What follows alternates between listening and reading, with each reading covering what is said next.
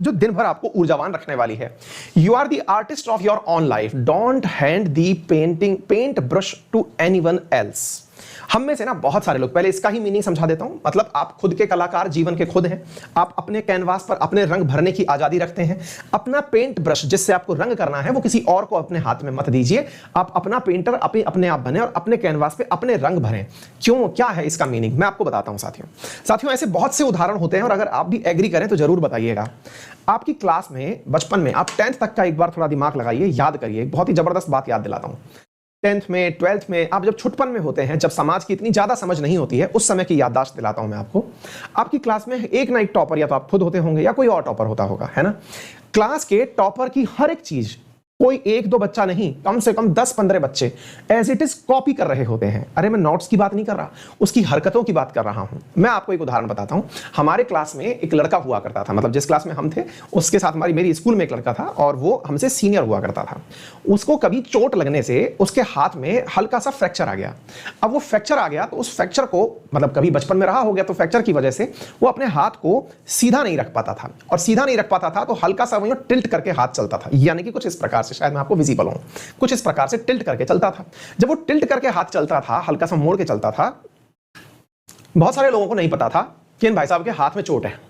सब लोग मानते थे कि ये इन भाई साहब की अदा है, चलने का स्टाइल है, क्योंकि ये टॉपर है, हमारा सीनियर था, टॉपर था।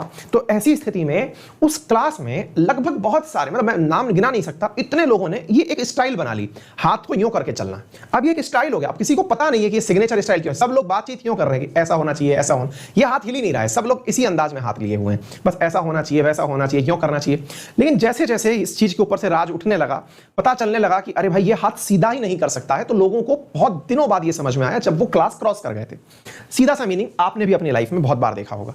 मैं इतना तक कॉपी देखता हूं लोगों को कि वो जिसको ये देख लेते हैं कि ये काबिल है। अब वो काबिल है ना, तो कई बार हम लोग गलती क्या करते हैं, किसी को देख लिया कि साहब ये जो व्यक्ति है ये 12th में ही बढ़िया IIT में सेलेक्ट हो गया, या फिर नीट में सेलेक्ट हो गया, बढ़िया एग्जाम में सेलेक्ट हो गया, या फिर डिफेंस में चला गया, कहीं भी सेलेक्ट हो गया। अब उसको कोई दुर्गुण है, दुर्गुण से मतलब हुआ कि भाई साहब वो सिगरेट पीते हैं, या फिर वो बियर पीते हैं, दारू पीते हैं। बच्चों में इसका इतना जबरदस्त इंपैक्ट पड़ता है कि तुरंत अच्छा वो भी तो पीता है करके उस आदत को अपने अंदर स्वीकार कर लेना। देखिए साथियों, सबके अपने अपने दिमाग हैं, अपनी अपनी मंजिलें हैं, सबको अपना ही लक्ष्य प्राप्त करना है। आप किसी को नकल मत करिए।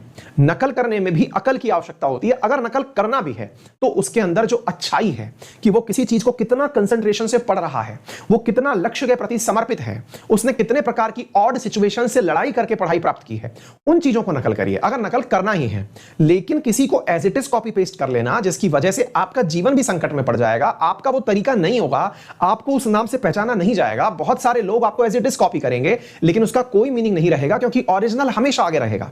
तो मेरे प्यारे साथियों, अपने जीवन में भी अगर कोई भैया जो आपके पड़ोसी हैं, मामा मौसा जो भी सक्सेसफुल हैं, यदि वो अपना as it is life cycle आपसे कहते हैं ना, हम तो ऐसा किया करते थे, आप भी ऐसा करो, जरूरी नहीं है। हां, अगर वो कहते हैं कि पढ़ने से ऐसे हमने चीजें प्राप्त की, आप इसको इस तरह से पढ़िए, समझिए इस चीज को, तो शायद आप उसे कॉपी कर लें।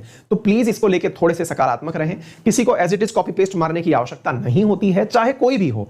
हर व्यक्ति यूनिक है और वो तभी अपनी पहचान बना सकता है जब वो अपने ही तरीके से सारे कार्य करे। ठीक है।